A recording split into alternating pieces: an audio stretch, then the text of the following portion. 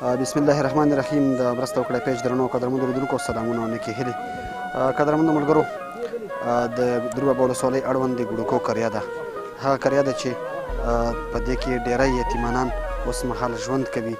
د دوی پلرونه زیاتره په مختلفو پیښو کې شهیدان شوي، څوک په ډرونونو کې، څوک د یوې ورځې هغه د ځانمرګي برید پیښه چې وه د حاجي بابا خیریه بنسټ لخوا یو څه تعداد کې کورتۍ رالېږل شوي. یو سږ کال هم ورته یو جوال، یو نک کورتۍ، 140 دانې رالېږل شوي چې په دې کې موږ تقریبا 80 پورې کورتۍ پیښې ته ولېږلې او بقایا 140 کورتیو ته مو دغلته یتیمانانو ټول کړي او دغو ته یې ورکوو. تاسې په خپله مخامخ وینئ درنو ملګرو، دا هغه یتیمانان دي او غریب او بېوسه خلک دي چې باور وکړئ دوی ماښام ته د یو نوړی ډوډۍ وس نه درلوده، نو کورتۍ خو لا لرې خبره ده. نور ملګرو ته هم خواست کوو چې موږ سره دغسې د دغو یتیمانانو په څېر ډېر یتیمانان دي او په دې اوس ورځ باندې هم په دا نن ورځ باندې هم ډېر یتیمانان د کورتیو نه پاتې شول. نو که تاسې مرستې وکړئ موږ به هغوی ته هم ستاسې مرستې ورسوو. ډېره زیاته مننه. بسم الله الرحمن الرحیم. دغه بېوسه او دغه یتیمان حاجي بابا دغه مرسته پر اوسه کال یې کړې او الله یې دا ټولو فامیل سره الله دا خوشحال لري، الله یې کامیاب لري او بیا مې دغه د یوې ډوډۍ وس هم نه لري چې ځان یې واخلي او دغه کورته وسه دغه پر اوسه کال یې کړم. الله دا دنیا آخرت خوشحاله کړه او الله ټول فامیل کامیاب لري او الله هر مصیبتونه وساتي او دغه ورونه چې دغه د یتیمانو دغه غم ورسره اولاد هر مشکلاتونه وساتي. الله دام کامیاب لري چې د غریبو غم ورسره.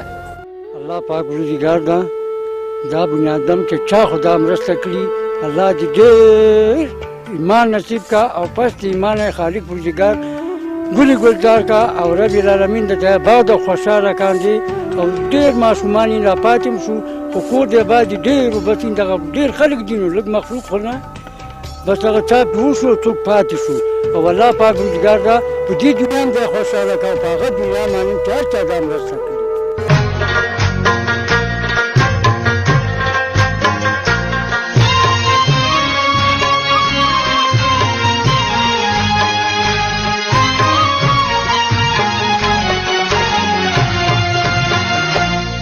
چې لوټلې زه د هر ډول قارون یم، چې لوټلې زه د هر ډول قارون یم، زما لویه ګناه دا ده چې پښتون یم، زما لویه ګناه دا ده چې پښتون یم، بدنام کړی چې د هر جبر قانون یم، بدنام کړی د هر جبل قانون یم، زما لویه ګناه دا ده چې پښتون یم، زما لویه ګناه دا ده چې پښتون یم، زما لویه ګناه دا ده چې پښتون یم.